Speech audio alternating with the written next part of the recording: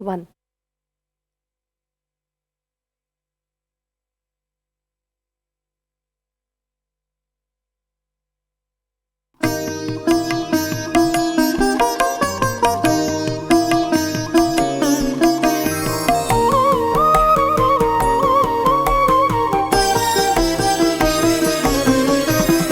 அழகான வெள்ளி காலை பொழுதுல உங்க எல்லாரையும் சந்திக்கிறதுல மிக்க மகிழ்ச்சி.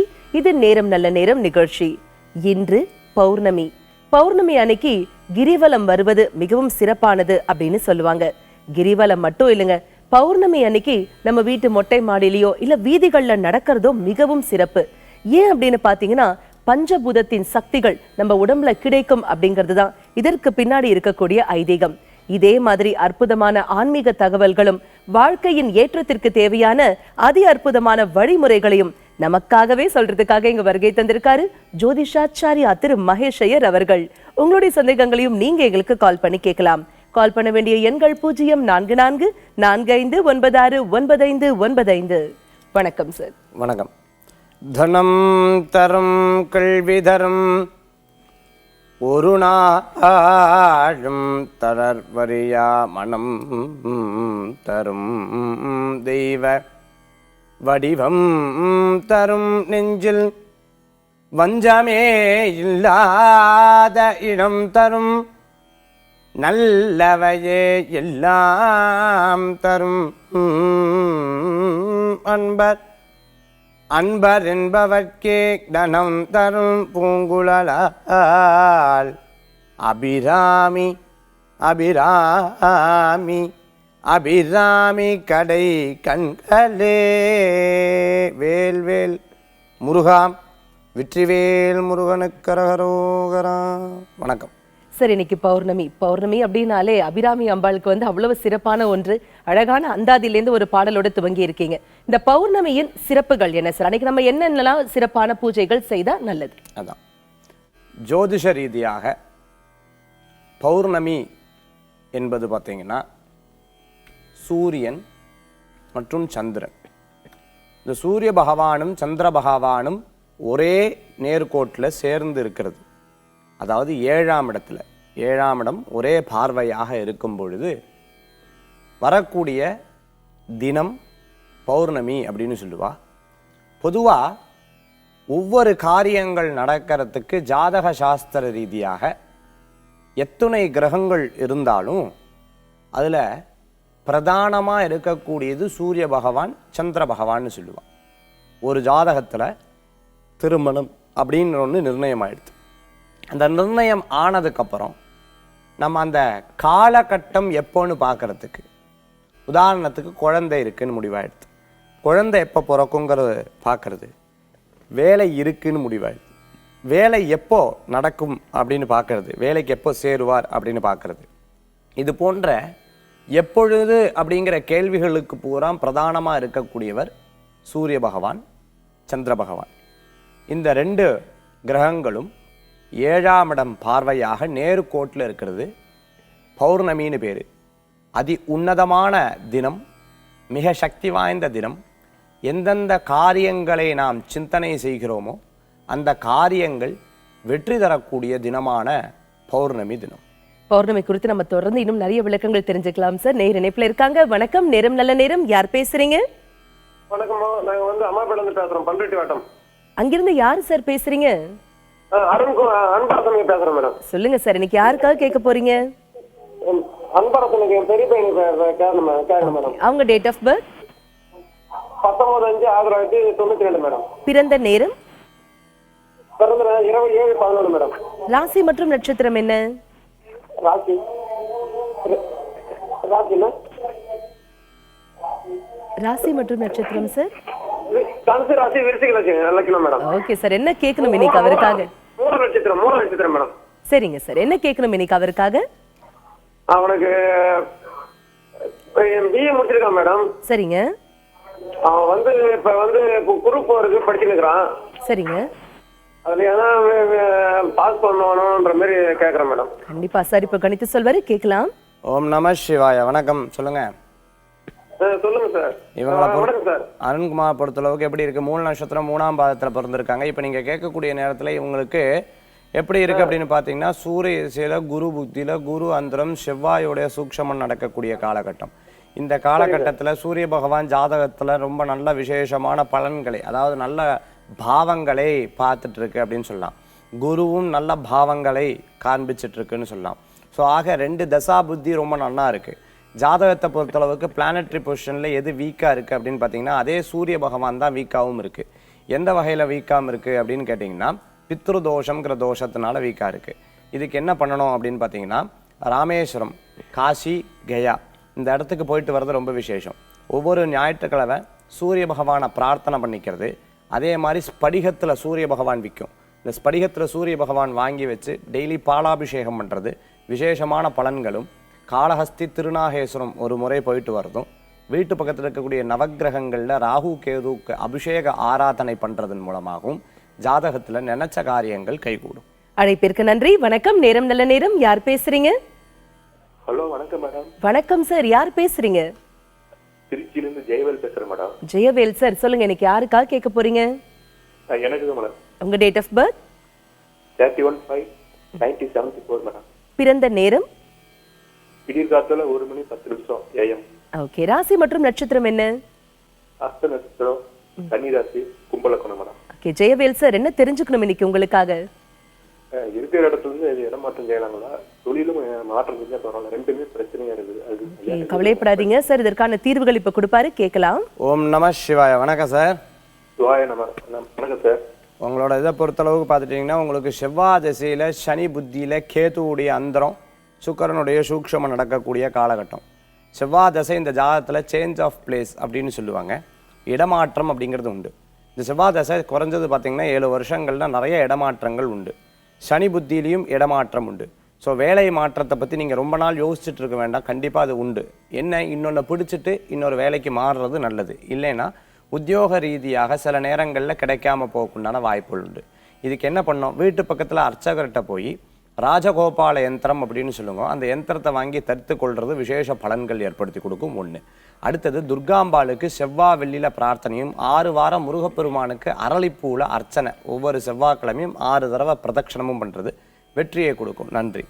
அழைப்பிற்கு நன்றி சார். நம்ம பௌர்ணமி குறித்து பேசிட்டு இருந்தோம் இல்லையா? பௌர்ணமி அப்படிங்கும் போது சத்யநாராயண பூஜை மிகவும் உன்னதமான ஒண்ணு. நிறைய பேர் வீட்டுல அதை பண்ணுவாங்க. அதனை குறித்து சொல்லுங்க சார். பௌர்ணமி பூஜைங்கிறதே விசேஷமான பூஜை. பௌமன் அப்படின்னு சொல்லிட்டு ஒரு மனுஷன், இந்த பௌமன் அப்படிங்கிறவனுக்கு பார்த்தோம்னா வாழ்க்கையில ரொம்ப சிரமங்கள் அதிகரித்து கொண்டே வந்துதான். அவன் போய் ரொம்ப நல்லா வாழ்ந்தவன் ரொம்ப சிரமப்பட்டு இருந்துட்டு இருக்கக்கூடிய சூழ்நிலைகள் வந்துதான். இந்த சூழ்நிலைகள் வரும்போது யதார்த்தமாக அவர் காதில் கேட்ட விஷயம், இந்த மாதிரி பௌர்ணமி அன்னைக்கு எந்த விரதங்கள் மேற்கொண்டாலும், எந்த தெய்வத்தை மனசார பிரார்த்தனை செய்தாலும் அந்த காரியம் வெற்றி பெறும் அப்படின்னு சொல்லி அந்த குல ஜோதிடர் சொல்லியிருந்திருக்கார். அப்போ இவர் என்ன பண்ணியிருக்கார், சும்மா யதார்த்தமாக சரி பௌர்ணமி அன்னைக்கு விரதம் இருக்கலாமே அப்படின்னு சொல்லிட்டு சத்யநாராயண விரதம் அப்படிங்கிற விரதத்தை கடைபிடித்தாராம். இந்த சத்யநாராயண விரதத்தை கடைபிடித்து என்ன ஆயிருக்கு அப்படின்னு கேட்டிங்கன்னா, மகாவிஷ்ணுவை பூஜை பண்ணாலே மகாலட்சுமி அந்த இடத்துல வந்துடக்கூடிய வாசம் செய்பவள் அப்படின்னு சொல்லலாம். ஹிரண்யவர்ணாம் ஹரிணீம் ஸ்ருவர்ணர ஜரஸ்திரஜாம் சந்திராம் ஹிரண்மயேம் லக்ஷ்மீம் ஜாதவேதோ மமாவஹ. இந்த மந்திரத்தை ரொம்ப பதத்தோடு சொல்கிறது ரொம்ப விசேஷம். இது வந்து ஸ்ரீ சூக்தம் அப்படின்னு பேர். ஸ்ரீனா மகாலட்சுமி, சூக்தம் அப்படின்னு சொன்னால் அம்பாளுடைய மந்திரம் அப்படின்னு பேர். அம்பாள் ஹிரண்யவர்ணாம், அதாவது அவ்வளோ விசேஷங்கள் கொண்டவளாம். அந்த அம்பிகையை பிரார்த்தனை பண்ணும்பொழுது எந்த அளவாக, எப்படி ஒரு பொன் குழந்தை வந்து ஒரு அம்மாவை தேடி எப்படி குடுகுடுன்னு ஓடி வர்றதோ, அம்மாவை தேடி நீ எனக்காக என்ன பண்ணி கொடுப்ப, காலையில் ஸ்கூலுக்கு போகும்போது எப்படி ஒரு குழந்தை குடுகுடுன்னு ஓடி வந்து தலை பின்னிக்கிறதுக்கு ஓடிக்கிறதோ, அந்த லஞ்ச் பாக்ஸ் வாங்குறதுக்கு எப்படி ஓடி வர்றதோ, அதே மாதிரி லக்ஷ்மியானவள் லக்ஷ்மியை பிரார்த்தனை செய்யும்போது அவள் வந்து பஞ்சபூதங்களில் நிறைஞ்சிருப்பாளாம். என்ன அப்படின்னு பார்த்தோம்னா நீர், நெருப்பு, காற்று, ஆகாயம், பூமி, இந்த மாதிரி எல்லா இடத்துலையும் நிறைந்திருக்கக்கூடிய அம்பிகை எல்லா ரூபங்களாக சேர்ந்து ஒருமை பெற்று வரக்கூடியவள். ஒரு தாயிடத்தில் எப்படி ஒரு பொன் குழந்தை ஓடி வந்து தனக்கான விஷயத்தை சேகரித்து கொள்கிறாரோ, அதே மாதிரி இந்த லக்ஷ்மி நாராயண பூஜை விரதமும் இருக்கும் பொழுது மகாலட்சுமியாகப்பட்டவள் பல்வேறு இடங்கள்ல இருந்தாலும் பல்வேறு ரூபங்கள்ல இருந்தாலும் அத்தனையும் ஒன்று பெற்று பல ரூபங்களில் உங்களுக்கு காட்சி அளித்து ஒரு குழந்தை போல வந்து உங்கள் வீட்டில் வீற்றிருப்பாள். பாலா திரிபுர சுந்தரியாக வீற்றிருப்பாள், லக்ஷ்மி ரூபிணியாக வீற்றிருப்பாள். இது லக்ஷ்மி நாராயண விரத பூஜைக்கு விசேஷம். இதே தான் கல்யாணம் கழிச்ச உடனே சத்யநாராயண விரத பூஜையை நம்ம பண்றதும் உண்டு. அதே மாதிரி பார்த்துட்டேன்னா குழந்தை பிறந்த உடனே நம்ம சத்யநாராயண விரத பூஜையை பண்றது. இந்த விரதங்கள் மட்டும் கிடையாது. விரதம்னா நம்ம சாப்பிடாத இருக்கிறது தான் விரதம்னு நினைச்சிட்டு இருப்போம். அப்படி கிடையாது. விரதம் அப்படின்னா பூஜை அனுஷ்டிக்கிறது அப்படின்னு பேரு. இந்த பூஜையை அனுஷ்டிக்கும் பொழுது அவ்வளோ உன்னதமான பலனை கொடுக்கும். சத்யநாராயண விரத கதையை படிக்கும் பொழுதும் அவ்வளோ உன்னதமான பலன்களை கொடுக்கறதுன்னு. அப்போ அந்த பௌமா அப்படிங்கிறவன் சத்யநாராயண விரதையை தன்னுடைய பத்னியோட சேர்ந்து உட்கார்ந்து குடும்பத்தோட உட்கார்ந்து அந்த சத்யநாராயண விரத பூஜையை மேற்கொள்றார். லக்ஷ்மி நாராயண சத்யநாராயண ரூபிதோ மகாவிஷ்ணு ரூபேண சங்கர சக்கர ஹிதாஸ்தம், இந்த சங்கர சக்கரத்தோட சேர்ந்து பூஜையை பண்றார். பூஜையை பண்ணும்பொழுது அவளுக்கு சுதர்ஷனால் அனுகிரகம் வருது, லக்ஷ்மினால் அனுகிரகம் வருது, அஷ்ட ஐஸ்வர்யங்களும் கிடைக்கிறது. அந்த பூஜையை மேற்கொண்டு அவர் அந்த கிராமத்தில் ஃபுல்லாக எல்லாத்தையும் சத்யநாராயண விரத பூஜையத்தை மேற்கொள்கிறார். சௌக்கியமாக கிராமமே வாழ்றதுங்கிறது கதை சொல்றது. அழகான உவமையோட அற்புதமான விளக்கம் கொடுத்தீங்க சார். நேர் இணைப்புல இருக்காங்க. வணக்கம், நேரம் நல்ல நேரம். யார் பேசுறீங்க? வேலூர் மாவட்டத்தில் தினேஷ்குமார். சொல்லுங்க சார், இன்னைக்கு யாருக்காக கேட்க போறீங்க? எனக்காக தான் கேட்க போறேன். உங்க date of birth? Date of birth 1994. தேதி மற்றும் மாதம்? 4ஆம் மாசம் 27ஆம் தேதி காலையில 3:30 மணி. Okay sir. ராசி மற்றும் நட்சத்திரம் சொல்லுங்க. ராசி துலா ராசி. நட்சத்திரம் தெரியல. பரவாயில்ல. என்ன சார் கேட்கணும் உங்களுக்காக? தொழில் என்ன தொழில் செஞ்சாக்கா கைகூடி வரும்? ஓகே சார், இப்போ கணித்து சொல்வாரு, கேட்கலாம். ஓம் நம சிவாய. வணக்கங்க. வணக்கம், சொல்லுங்க. இந்த ஜாதகத்தை பொறுத்தளவுக்கு விசாக நட்சத்திரத்தில் துளாராசியில் பிறந்திருக்கீங்க. இந்த விசாக நட்சத்திரம் துளாராசியில் பிறந்திருக்கிறவங்களுக்கு சனி தசை, ராகு புக்தி, செவ்வாய் அந்தரம், குரு சூக்ஷமத்தில் பிறந்திருக்கீங்க. சனி தசை இருக்கங்காட்டி சனி 12, 8 இந்த பாவங்களை பார்க்கிறாரு. அப்படி இருக்கும்பொழுது என்ன ஆகும் அப்படின்னா விரய செலவுகள் ஜாஸ்தி ஆயிட்டு இருக்கு. நம்ம ஒண்ணு நினைச்சோம்னா அது வேற நிலைமையில போயிட்டு இருக்கு. சிறு விபத்துகள், சிறு சிறு மருத்துவ செலவுகள் இந்த மாதிரி போயிட்டு இருக்கு. எதை எடுத்தாலும் பிரச்சனை, வழக்குகள் இந்த மாதிரி வரக்கூடிய சூழ்நிலைகள் ஏற்பட்டுட்டு இருக்கு. இந்த ஜாதகத்தை பொறுத்தளவுக்கு பார்த்துட்டேன் அப்படின்னு சொன்னா சனி பூஜை அப்படின்னு சொல்லுவாங்க. அதாவது சனிக்கிழமை சனீஸ்வரருக்கு அர்ச்சனை பண்றது ரொம்ப விசேஷமான பலன்கள் கொடுக்கும். அதே மாதிரி பார்த்துட்டேன்னா நீங்க போட்டிருந்த பாதுகானா செருப்பு, இந்த பாதுகா இந்த மாதிரி விஷயங்களை கழட்டி எல்லாம் புதுமையாக வாங்கிக்கிறது விசேஷமான பலன்களை கொடுக்கும். இது என்ன புதுமையா வாங்க சொல்றாரு அப்படின்னு கேட்டீங்கன்னா, நீங்க பார்த்துருந்தேன் சனியோட காலகட்டங்களில் காலை சுத்தமா கழுவணும், கையை சுத்தமா கழுவணும். அதே சமயத்துல நம்ம எவ்வளவுக்கு எவ்வளவு சுத்தமா பேணி காக்கிறோமோ அவ்வளவு நல்லதுன்னு சொல்லுவோம். இந்தந்த இடங்கள்ல சனி வீட்டு இருப்பார் அப்படின்னு சொல்லலாம். அதனால புதுமையான வஸ்திரங்கள், புதுமையான விஷயங்களை பழசெல்லாம் தானம் கொடுக்கறது ரொம்ப நல்ல மாற்றம், ரொம்ப நல்ல முன்னேற்றத்தை கொடுக்கக்கூடியதாகும். சனிக்கிழமை சனி விரதம் இருக்கிறது நல்லது. நன்றி. அழைப்பிற்கு நன்றி. சரி, பௌர்ணமி பூஜை பண்றோம், சத்யநாராயண பூஜை பண்றோம், விளக்கு பூஜை பண்றோம், விரதம் இருக்கும், இது எல்லாமே பண்றோம். இதனால ஜாதகத்துல இருக்கக்கூடிய தோஷங்கள் நிவர்த்தி ஆகுமா? இடைவேளைக்கு பிறகு தெரிந்து கொள்வோம். இணைந்திருங்கள்.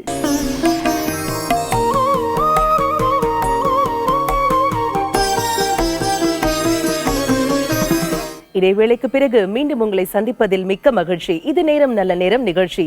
வெள்ளிக்கிழமை அப்படின்னாலே அதி அற்புதமான ஆன்மீக தகவல்கள், பூஜைகள், விரதங்கள் இது எல்லாத்தையுமே நாம தெரிஞ்சுக்கோம். அதிலும் இன்னைக்கு பௌர்ணமி. இந்த பௌர்ணமியின் சிறப்பான விசேஷங்களை சிறப்பான முறையில் நமக்காகவே சொல்லிட்டு இருக்காரு ஜோதிஷாச்சாரியா திரு மகேஷ் ஐயர் அவர்கள். உங்களுடைய சந்தேகங்களையும் நீங்க எங்களுக்கு கால் பண்ணி கேட்கலாம். கால் பண்ண வேண்டிய எண்கள் 044445969595. சார், நான் ஏற்கனவே சொன்ன மாதிரி பௌர்ணமி அப்படின்னாலே ரொம்பவே விசேஷம் இல்லையா? இந்த பௌர்ணமி அன்னைக்கு நாம செய்யக்கூடிய விசேஷ பூஜைகள் சிலவற்றை சொன்னீங்க சார். ஆனா அதை எப்படி பண்ணணும் அதை தெரிஞ்சுக்கிறதுக்காக நம்ம நேயர்கள் ரொம்ப ஆவலா காத்துட்டு இருப்பாங்க. எப்படி செய்யணும் அந்த செய்முறை சொல்லுங்க. 2 விதமான வழிபாட்டு முறைகள் அப்படின்வா. மந்திரத்தை சொல்லும் போது மகா கணபதிம் ஆவாகயாமின்னு சொல்லுவா. ஹரித்ரா பிம்பஸ்வரூபனே ஆவாகயாமி. ஹரித்ரா அப்படின்னா மஞ்சள் நாளால பிள்ளையார நான் வேண்டுறேன். அதே மாதிரி பார்த்தோம்னா சித்திரப்படை அப்படின்னு சொன்னால் படத்துனால இருக்கக்கூடிய சுவாமியை நான் ஆவாகனம் பண்ணுறேன். அப்படி இல்லை விக்கிரகம்னா நமக்கு தெரியும், விக்னங்களை போக்கக்கூடிய கிரகமாக சிலையை வைத்து நான் வழிபடுறேன். இந்த 3 விதத்தில் நம்ம பண்ணும்பொழுது நம்ம என்ன பண்ணால் லக்ஷ்மி நாராயண விரதையும் சத்யநாராயண விரதத்தையும் இந்த 3 விதத்தில் நம்ம பண்ணிக்கலாம்.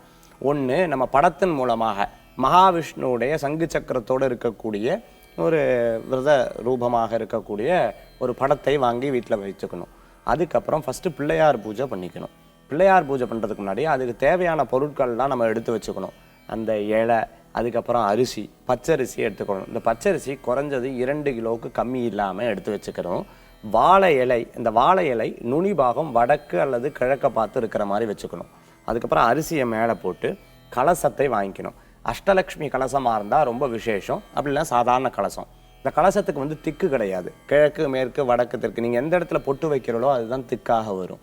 ஸோ அந்த இடத்துல மேலே மஞ்சள் நாள் ஆன தேங்காயை வச்சுக்கணும். அதுக்கப்புறம் மாயிலை, சுத்தமான மாயிலை. இந்த கலசத்தில் முக்காவாசி கழுத்து வரைக்கும் தண்ணி நினச்சி 7 வாசனை திரவியங்கள் போடணும். உள்ளே முடிஞ்சால் எலுமிச்சம்பழம் போட்டுக்கிறது ரொம்ப விசேஷம். அதுக்கப்புறம் முதல்ல மஞ்சள் நாள் ஆன பிள்ளையாருக்கு பூஜை பண்ணணும்.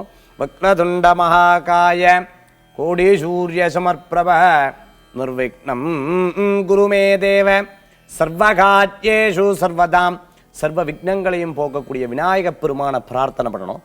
பிரார்த்தனை பண்ணி முடிஞ்சதுக்கப்புறம் சங்கல்பம் அப்படின்னு சொல்லுவா. சங்கல்பம்னா என்ன?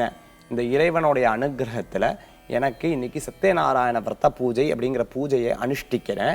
எங்கள் குடும்பத்தில் இருக்கக்கூடிய நட்சத்திரம் பேர், உதாரணமாக ரேவதி நட்சத்திரம், உதாரணமாக உத்திரட்டாத நட்சத்திரம், உதாரணமாக பூரட்டாத நட்சத்திரமாக நட்சத்திரமும் பேரும் கொண்ட இவாளுக்கு இந்த பூஜையை பண்ணுறேன்.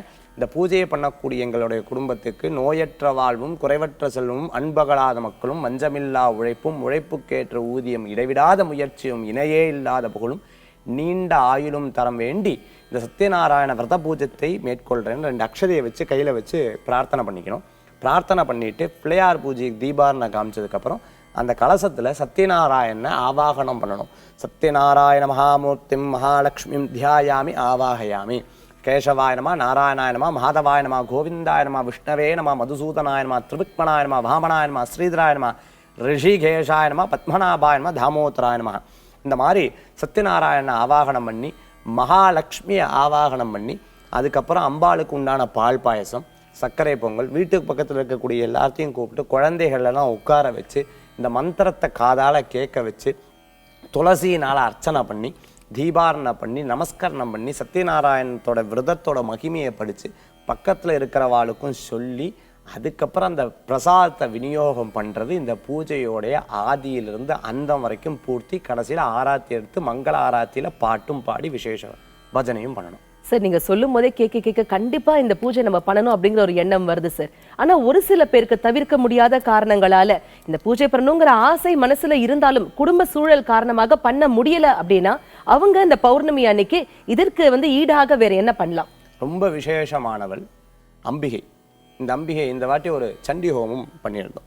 சண்டி ஹோமத்தை நான் போட்டு விட்டுருந்தேன். நிறைய பேர் அதுக்கு லைக்ஸ் பண்ணியிருந்தா. இந்த சண்டி ஹோமத்தை போகும்போது என்ன இருக்குது அப்படின்னு கேட்டோம்னா ரொம்ப அழகாக அந்த வாத்தியார் வந்து ஒரு கதை சொன்னேன். கிருஷ்ணருடைய அவதாரத்தை பற்றி சொல்லும்போது அம்பாள் வந்து கிருஷ்ணரோட மாமா என்ன பண்ணுவார்னா எந்த குழந்தையுமே பிறக்க கொல்றது வழக்கமாக எடுத்துட்டு இருக்காரு. ஏன்னா அந்த குழந்தை பிறந்ததுக்கப்புறம் இவரை கொன்றுன்னு சொல்லிவிட்டு வழக்கமாக எடுத்துருந்தாராம். அப்போ என்ன பண்ணியிருக்க, அவர் எப்படி கொல்றது வழக்கமாக எடுத்திருக்காரு அப்படின்னு பார்த்துட்டேன்னா அந்த குழந்தையோட காலை பிடிச்சி செவுத்துல ஓங்கி அடித்து தான் அந்த குழந்தைய கொல்லுவாராம். அப்படி இருக்கும்போது 7வது குழந்தையாக மாயா ரூபிணியாக அம்பிகை பிறக்கிறாள். அந்த அம்பிகை குழந்தையா இருக்கும்போது அந்த குழந்தைய காலை பிடிக்கிற செவுத்துல அடிக்கும்போது டக்குன்னு மேலே போய் மாறிட்டாலாமா. பாருங்க, துஷ்டனா இருந்தா கூட காலை பிடிச்சிட்டான் அப்படின்னு சொன்னா அம்பிகை அவனை ஒன்றும் பண்றதில்லை. ஏன் அம்பாளுக்கு தெரியாதா அவனை வதம் பண்ணணும்னு? எதுக்கு கிருஷ்ண பிறவி எடுக்க வச்சு கிருஷ்ணரை வச்சு அதில் வதம் பண்றா? அப்போ அம்பிகைக்கு தெரியுமா அவனை கொல்லணும்னு தெரியும், ஆனால் காலை பிடிச்சிட்டான். அது துஷ்டனா இருந்தாலும் காலை பிடிச்சவனுக்கு நன்மையை கொடுக்கக்கூடியவ தான் அம்பிகை, அந்த தாய். அதனால இந்த பௌர்ணமி அன்னைக்கு பண்ண முடியாதவா துர்காம்பாலை பிரார்த்தனை பண்ணணும்.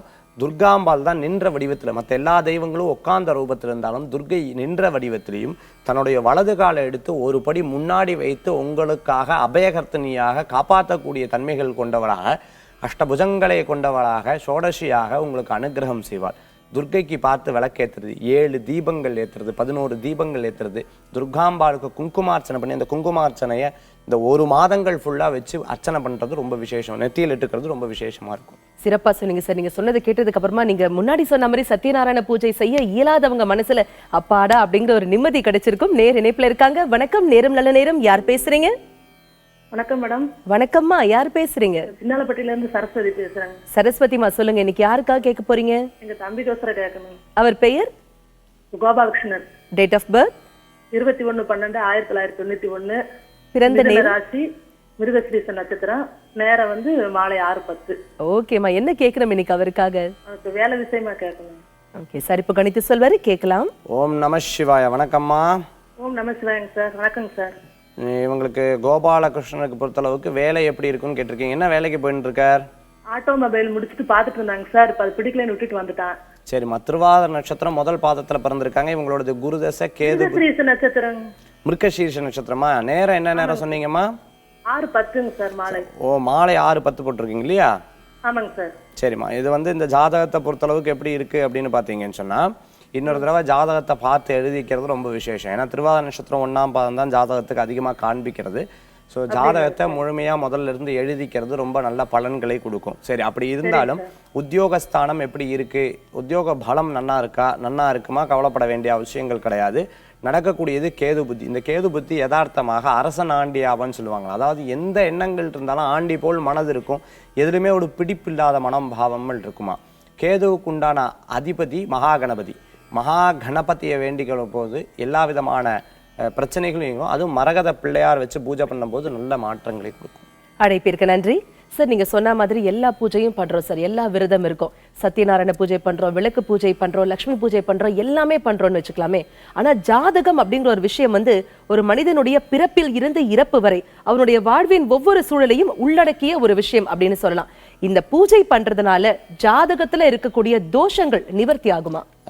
நிச்சயம். அதாவது நம்ம சொல்றக்கூடிய விரதங்கள் அனுஷ்டிக்கக்கூடிய எல்லா பூஜைகள், உதாரணத்துக்கு சத்யநாராயண விரதம், உதாரணத்துக்கு சங்கடஹர சதுர்த்தி, உதாரணத்துக்கு பிரதோஷ வழிபாடு, உதாரணத்துக்கு நம்ம கிருத்திகை வழிபாடு, சஷ்டி விரதம், இந்த விரதத்துக்கும் நம்மள இருக்கக்கூடிய தோஷத்துக்கும் சின்ன ஒரு கனெக்ஷன் இருக்கு.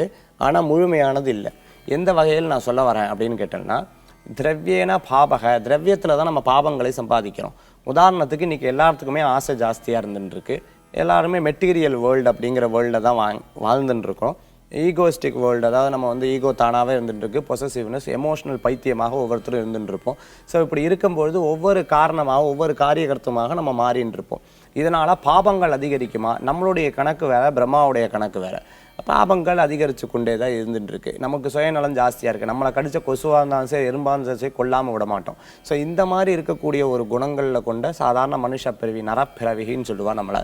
ஸோ இப்படி இருக்கும்போது நீங்களாக இருந்தாலும் நானாக இருந்தாலும் யாராக இருந்தாலும் சரி, அப்போ பாபங்களை தினம் தினம் சேர்த்து கொண்டிருப்போம். இந்த சேர்த்து கொண்ட கண்ணுக்கு தெரியாமல் செய்யக்கூடிய பாபங்கள் கூட நம்மளுடைய பிற்காலத்தில் ஜாதகமாக மாறி நம்மளோட ஜாதகத்தில் ரொம்ப அழகாக பிரதிபலிக்கும். அதுக்குண்டான பிறவியை அனுபவிக்கணும். இந்த பிறவி எதுக்காக அப்படின்னு கேட்டுட்டோம்னா, இந்த பிறவியாவது எடுத்து நம்ம நல்லது செய்யணும் தான் ஒவ்வொரு பிறவியும் பகவான் கொடுக்குறார். அப்படி இருக்கும்போது இதுலேயும் கெட்டது செய்யும் பொழுது நல்லக்குண்டான விஷயங்களை நம்ம அனுபவிப்போம். இதுக்காக தெய்வஸ்வரூபமாக இருக்கக்கூடிய விரதங்களை மேற்கொள்ளும் பொழுது பாபங்கள் குறையக்கூடிய வாய்ப்புகள் ஏற்படுத்தி கொடுக்கும். ஆகா, இவன் தெய்வ சாநித்தியத்தில் இருக்கான், தெய்வ சன்னிதானத்தில் இருக்கான். ஒரு உதாரணமாக ஒரு 3 வீடு எடுத்துக்கோங்க. இந்த 3 வீட்டில் ஒரு வீட்டில் கெட்ட வார்த்தையே பேசின்னு இருக்கா, இன்னொரு வீட்டில் எதுவுமே சுத்தமே பண்ணலை, இன்னொரு வீட்டில் நல்லா தெய்வீகமாக அந்த இடத்துல சாம்பிராணி எல்லாம் போட்டு வீட்டில் வாசலை விளக்கெடுத்து வீட்டில் அவ்வளோ விசேஷமாக அந்த அம்மா தலைக்கு குளிச்சு நல்லா சௌக்கியமாக சௌபாகியமாக அவள் வீட்டில் இருக்கிற எல்லாத்தையும் சந்தோஷமாக சிரித்து பேசி வரவாட்டெலாம் பேசின்னு இருக்கா. நீங்கள் எந்த வீட்டுக்கு போவேல்? சந்தோஷமா இருக்கிற வீட்டுக்குள்ள. அதே தான் லக்ஷ்மியும், அதே தான் இறைவனும். அப்படி இருக்கும்போது இறைவனுடைய தீட்சண்ய கடாட்சம் ஒரு நாள், ஒரு க்ஷணம், ஒரு செகண்ட் கிடச்சிருந்தா கூட நம்மளுக்கு எல்லா பாபங்களும் போகுங்கிற தன்மைகள் தான். அதாவது இந்த தோஷ பரிகாரம் பண்ணும் பொழுதும் இறைவனுடைய கடாட்சம் கிடைக்கணும், பூஜைகள் விரதங்கள் மேற்கொள்ளும் போது இறைவனுடைய கடாட்சம் கிடைக்கணும். ரெண்டுக்கும் இதுதான் அர்த்தம். ஆக இறைவனுடைய கடாட்சம் கிடைச்சா தோஷங்கள் போயிடும். இந்த பிறவி பெரிய பிறவியை குரு பார்த்தா கோடி நன்மைன்னு சொல்லுவா. இந்த வழியில நம்ம இந்த பரிகாரங்கள், இந்த சங்கடஹர சதுர்த்தி விரதங்கள்லாம் மேற்கொள்றோம். ஆனால் நம்ம பண்ண பாவமாக 2000 கிலோ இருக்கும் பொழுது நம்ம பண்ணக்கூடிய பரிகாரமும் 1 கிலோ தான் இருந்துட்டு இருக்கும். அப்படி இருக்கும் பொழுது நல்ல பெரிய யாகங்கள் பண்ணிக்கிறதும், ஹோமங்கள் பண்ணிக்கிறதும், பரிகார பூஜைகள் பண்ணிக்கிறதுக்கு உண்டான மகிமை இந்த பூஜையில் இருந்தாலும் இந்த பரிகாரங்கள் என்பது தனி, விரத பூஜை என்பது தனி. சிறப்பா சொன்னீங்க சார். மனித வாழ்க்கையில பிரச்சனைகளும் கஷ்டங்களும் நிதர்சனமான உண்மை அப்படின்னு இருந்தா கூட இந்த தடைகளை தகர்த்தெறிந்து வெற்றியை எப்படி அடையலாம் அப்படிங்கிறதுக்கான அற்புதமான பாதையை எங்க எல்லாருக்கும் காட்டினீங்க சார். அது மட்டுமா நிறைய ஆன்மீக தகவல் பகிர்ந்துக்கிட்டீங்க. அழகான குட்டி குட்டி கதைகளின் வாயிலாக எளிமையான முறையில விளக்கி சொன்னீங்க சார். சத்யநாராயண பூஜை எப்படி பண்ணலாம், அதை செய்ய வேண்டிய வழிமுறைகள் என்ன, செய்ய முடியாதவங்களுக்கும் கவலையே பட வேண்டாம், உங்களுக்கு ஒரு ஆல்டர்னேட் இருக்கு அப்படின்னு நிறைய நம்பிக்கை ஊட்டக்கூடிய தகவல்கள் பகிர்ந்துக்கிட்டீங்க சார். மிக்க நன்றி. இந்த நிகழ்ச்சியை பார்த்துட்டு இருக்கிற ஒவ்வொருத்தரும் ரொம்ப பாக்கியவான் ஆகும். இறைவனுடைய விரத மகிமை விசேஷங்களை பற்றி தெரிஞ்சுக்கணும். அரிது அரிது மானிடாய் பிறத்தருது அதனும் அரிது. இந்த விசேஷ விரதங்கள்லாம் நம்ம வந்து பார்த்து பூஜை பண்ணி இறைவனை அனுகிரகத்தின் மூலமாக எல்லா விதமான நன்மையும் எல்லாருக்கும் வரணும்னு பிரார்த்தனை பண்ணி நோயற்ற வாழ்வும் குறைவற்ற செல்வமும் அன்பு அகலாத மக்களும் வஞ்சமே இல்லாத உழைப்பும் உழைப்புக்கேற்ற ஊதியமும் இடைவிடாத முயற்சியும் இணையே இல்லாத புகழும் நீண்ட ஆயுளும் தந்து பல்லாண்டு பல்லாண்டு பல்லாண்டு வாழுதுமே வேல் வேல் முருகா வெற்றிவேல் முருகனுக்கரகரோகரா. நன்றி. இவ்வளோ நேரம் நாம ஆன்மீக விளக்கங்களையும் அற்புதமான பூஜை முறைகளையும் தெரிஞ்சுக்கிட்டோம் இல்லையா? அடுத்ததாக ஜோதிடம் குறித்த நிறைய விளக்கங்கள் உங்களுக்காகவே காத்துட்டு இருக்கு. உங்களுடைய சந்தேகங்களையும் நீங்க எங்களுக்கு கால் பண்ணி கேளுங்க. இடைவேளைக்கு பிறகு மீண்டும் சந்திப்போம். இணைந்திருங்கள்.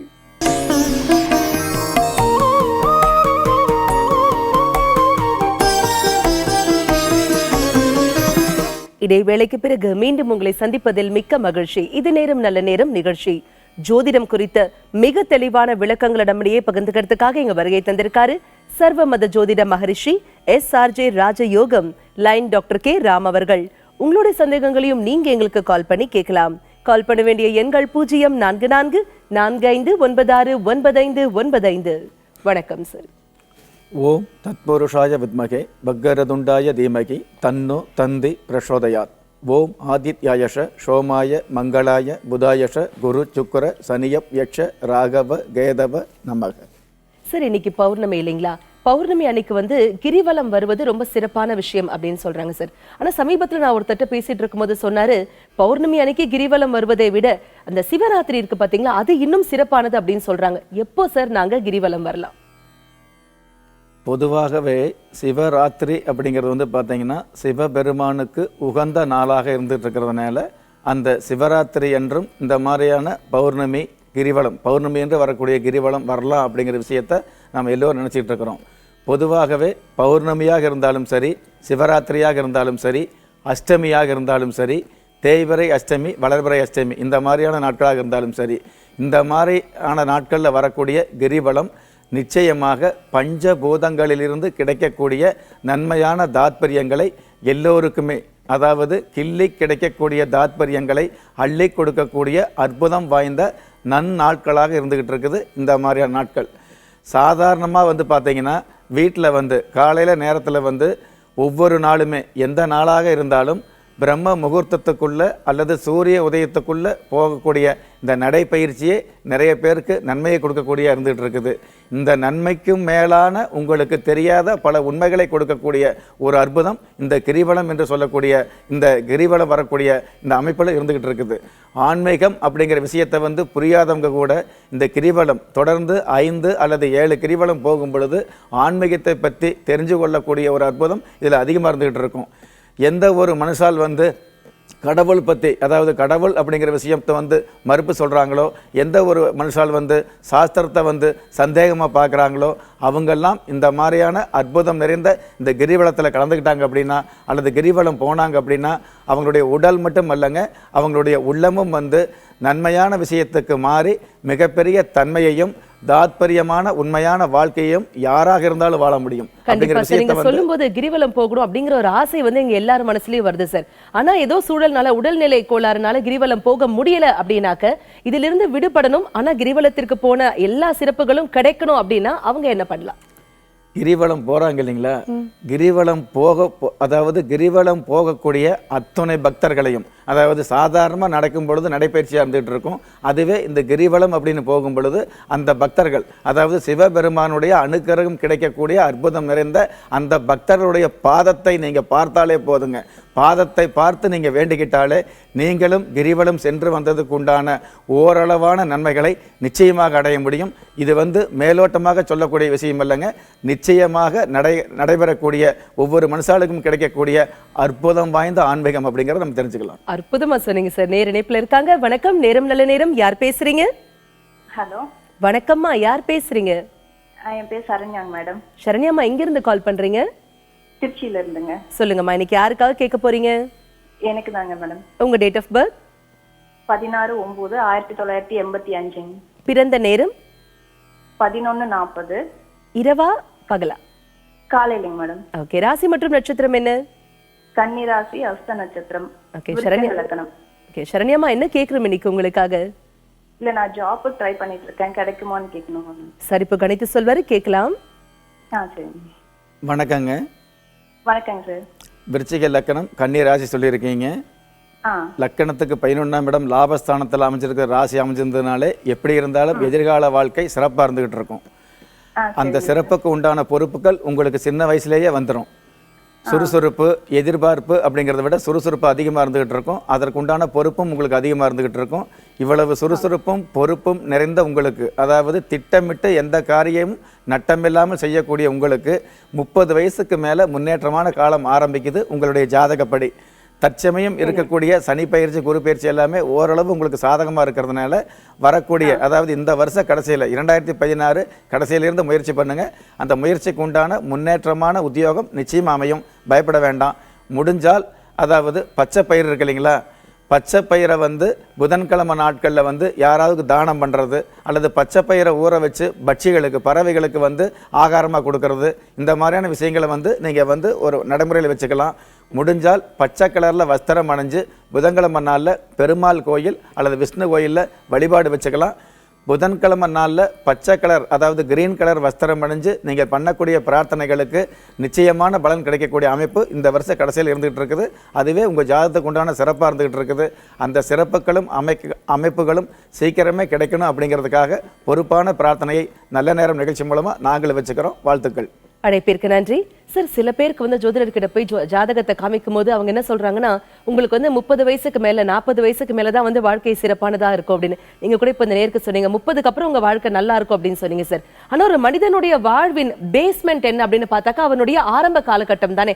அதுலதான் நல்லா படிக்கணும், அதுலதான் நல்லா வேலைக்கு போகணும், அதுலதான் சம்பாதிக்கணும். வாழ்வே இதுக்குள்ளதான் அடங்கி இருக்கு. 30 வயசு 40 வயசுக்கு அப்புறம் அதிர்ஷ்டம் வரும் அப்படிங்கும் போது அப்ப அவங்களால படிக்கவும் முடியாது, வேலைக்கும் போக முடியாது இல்லையா? இவங்க என்ன பண்ணலாம் சார்? இதற்கு மாற்று முறை ஏதாவது இருக்கா? சில குழந்தைங்க பிறக்கும் போதே கோடீஸ்வரராக பிறக்கிறாங்க. அதாவது மிகப்பெரிய பெருமைகளும் மிகப்பெரிய உயர்வுகளும் நிறைந்த ஒரு குடும்பத்தில் பிறக்கிறாங்க.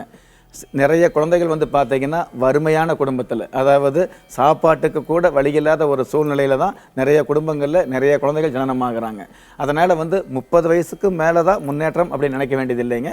இந்த மாதிரி, அதாவது செல்வந்தர் குடும்பத்தில் பிறக்கிற நிறைய பேர் பார்த்தீங்கன்னா காலம் முழுவதும் ஏதாவது ஒரு வகையில் மேன்மையோடும் சிறப்போடும் அல்லது இந்த மாதிரியான பண வசதியோடு வாழக்கூடிய அமைப்பு இருந்துகிட்டு இருக்குது. நம்ம நிறைய பேர் பார்த்துக்கிட்டே இருந்துகிட்டு இருக்கிறோம்.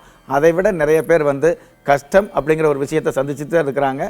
கஷ்டத்தை அதிகமாக சந்தித்தவங்க அதிர்ஷ்டம் அப்படிங்கிற ஒரு விஷயத்தையும் சந்திக்கிறாங்க அப்படிங்கிறது உண்மையான விஷயமா இருந்துகிட்டு இருக்குது. இப்படி இருக்கும் பொழுது இந்த கஷ்டம் வருது, நம்ம எதுவும் தப்பிச்சுக்கிறதுக்கு என்ன வழி அப்படிங்கிறத விட இந்த கஷ்டம் நம்ம ஒவ்வொருவரும் எந்த ஒரு கஷ்டத்திலிருந்து தப்பிச்சுக்கிறதுக்கு வழி தேடுறமே தவிர்த்து அந்த கஷ்டம் நமக்கு எப்போ அதிர்ஷ்டமாக மாறுது அப்படிங்கிற விஷயத்தை நம்ம தெரிஞ்சுக்கிறதுக்கு நிறைய பேர் ஆவல் எல்லாம் வந்துட்டு இருக்கிறோம். எந்த ஒரு மனுஷர் அதிகமாக கஷ்டப்படுறாங்களோ அவர்களுக்கு அதிர்ஷ்டம் அப்படிங்கிற விஷயம் அடுத்தடுத்து வரும் அப்படிங்கிறத நம்ம தெரிஞ்சுக்கலாம். அந்த அதிர்ஷ்டம் தான் எந்த வயசில் வருது அப்படிங்கிறது. 5 வயசில் அதிர்ஷ்டம் வரும் பொழுது அந்த அதிர்ஷ்டத்தை நீங்கள் அனுபவிக்க முடியாது. அந்த அதிர்ஷ்டத்தினுடைய அளவோ அந்த அதிர்ஷ்டத்தினுடைய அமைப்பை நீங்கள் புரிஞ்சுக்க முடியாது. அப்பா அம்மாவுக்கு புரியும். ஆனால் அதுவே ஒரு 30 வயசு அல்லது 40 வயசு ஆகும் பொழுது இந்த பட்ட கஷ்டங்களுக்கு உண்டான, அதாவது நிறைய தாகம் எடுக்கும் பொழுது சாதாரண தண்ணீர் குடிச்சா கூட எவ்வளவு சந்தோஷம் வந்துகிட்டு இருக்குதோ அதே மாதிரி வாழ்க்கையில நிறைய கஷ்டப்படும் பொழுது கடவுள் அப்படிதான் கொடுப்பாருங்க. நிறைய கஷ்டத்தை கொடுப்பாரு. கஷ்டத்தை கொடுத்துட்டு அதுக்கப்புறம் அதிர்ஷ்டத்தை கொடுக்கவே வேண்டியதில்லை. இந்த கொடுத்த கஷ்டத்தை நிறுத்தினாலே போதும் நமக்கு சந்தோஷமா இருக்கும். கடவுள் இருக்கிறார், கடவுள் நமக்கு நல்லது பண்ணிட்டார் அப்படின்னு கடவுளை பற்றி சந்தோஷப்படுவோம். அதாவது கஷ்டமே இல்லாமல் ஒரு மனுஷன் தொடர்ந்து இருந்துட்டு இருந்தார் அப்படின்னா அவருக்கு கடவுளை பற்றியோ ஆன்மீகத்தை பற்றியோ இல்லை நல்லது அப்படிங்கிற விஷயம் தெரியாதுங்க. நல்லா இருக்கிற மனுஷனுக்கு ஒரு கஷ்டத்தை கொடுத்துட்டு அந்த கஷ்டத்தை நிறுத்தினாலே போதும், அதுவே அவருக்கு அதிர்ஷ்டமாக தெரியும். இந்த மாதிரியான விளையாட்டுக்களை கடவுள் எல்லா மனுஷாளுக்கும் செஞ்சுக்கிட்டு தான் இருக்கிறாங்க. நமக்கு தான் புரியாமல், கால நேரம் புரியாமல், வாழ வகை தெரியாமல் ஒரு சில விஷயங்களை தவறுதலாகவும் தாத்பரியம் இல்லாததாகவும் நினச்சிக்கிறோம். சிறப்பா சொன்னீங்க சார். கஷ்டம் அப்படின்னு ஒரு விஷயம் வரும்போதே அதிர்ஷ்டம் அப்படிங்கிற ஒரு விஷயம் பின்னாடியே வருது அப்படின்னு நீங்க சொல்றதை கேட்கும் போதே மனசுல சந்தோஷமா இருக்கு சார். நேர் இணைப்புல இருக்காங்க. வணக்கம், நேரம் நல்ல நேரம். யார் பேசுறீங்க? அதான் விருதுநகர் மாவட்டத்துல இருந்து பேசுறேன் மேடம். விருதுநகர்ல இருந்து யாருமா பேசுறீங்க? சிவசங்கரி மேடம். சிவசங்கரிமா, சொல்லுங்க, இன்னைக்கு யாருக்காக கேட்க போறீங்க? எனக்காக தான் மேடம் கேட்கணும். உங்க டேட் ஆஃப் பர்த்? 15/6/1982. பிறந்த நேரம்? செவ்வாய்க்கிழமை மாலை 5:55. ஓகேமா. ராசி மற்றும் நட்சத்திரம் என்ன? மீன ராசி, உத்திராட்டதி நட்சத்திரம். என்னமா கேட்கணும் உங்களுக்காக? இஷ்ட தெய்வம் என்னது, எதிர்காலம் எப்படி இருக்குன்னு கேட்கணும். கண்டிப்பா சார், இப்போ கணித்து சொல்வாரு, கேட்கலாம். வணக்கங்க. சொல்லுங்க சார். உங்களுடைய ஜாதகப்படி எதிர்காலம் அப்படிங்கிறது 26 வயசுலேருந்தே படிப்படியான முன்னேற்றங்களை சந்திக்கக்கூடிய ஒரு பாக்கியமான காலமாக இருந்துகிட்டு இருக்குது. பயப்பட வேண்டாம். அதே என்ன மாதிரி தசை சார் நடக்குது? சொல்லுங்க மேடம். என்ன தசை நடக்குது சார்?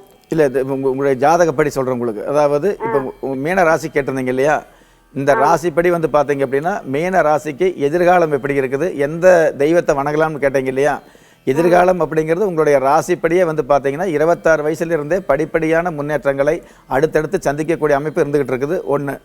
ரெண்டாவது, உங்களுடைய ராசிக்கு வந்து எந்த தெய்வத்தை வழிபடலாம் அப்படின்னு கேட்டிங்கன்னா, பொதுவாக உங்கள் ராசிக்கு எப்போதுமே வியாழக்கிழமை நாட்களில் வழிபாடு வச்சுக்கிறது சிறப்பாக இருந்துக்கிட்டு இருக்கும். ஒன்று. அதே சமயம் அந்த வியாழக்கிழமை நாட்களில் முருகர் வழிபாடு அல்லது தட்சிணாமூர்த்தி வழிபாடு வச்சுக்கிறது ரொம்ப ரொம்ப சிறப்பாக இருந்துக்கிட்டு இருக்கும். இந்த தட்சிணாமூர்த்தி வழிபாடும் முருகப்பெருமானுடைய வழிபாடும் வச்சுக்கிட்டு இருக்கும் பொழுது வருஷத்துக்கு ஒரு முறை மலை மேல் இருக்கக்கூடிய முருகப்பெருமானுடைய வழிபாடு அல்லது திருச்செந்தூர் முருகப்பெருமானுக்கு இந்த வருஷம் ஒரு முறை வியாழக்கிழமை நாட்களில் தரிசனம் பண்ணுறது, இந்த மாதிரியான விஷயங்களை வச்சுக்கிட்டு இருந்தீங்க அப்படின்னா உங்களுக்கு கிடைக்கக்கூடிய உங்களுடைய ராசிப்படி உங்களுக்கு கிடைக்கக்கூடிய பாக்கியங்களையும் யோகங்களையும் நீங்களே அனுபவிக்கக்கூடிய ஒரு அமைப்பை கொடுத்துக்கிட்டு இருக்கோம். ஆன்மீகம் அப்படிங்கிறது உங்களுக்கு பொதுவாகவே உங்களுடைய ராசிக்கு உங்களுடைய ஜாதகப்படி குலதெய்வ அனுகிரகம் அதிகமாக இருந்துகிட்டு இருக்கிறதுனால மற்ற எதிர்ப்புகள் எவ்வளவோ இருந்தால் கூட அந்த எதிர்ப்புகள் அத்தனையும் தவிடு பொடியாக்கி தாராளமான வகையில் மேன்மையை சந்திக்க முடியும் அப்படிங்கிற அமைப்பு உங்கள் ராசிப்படி இருந்துகிட்டு இருக்குது. பயப்பட வேண்டாம். அழைப்பிற்கு நன்றி.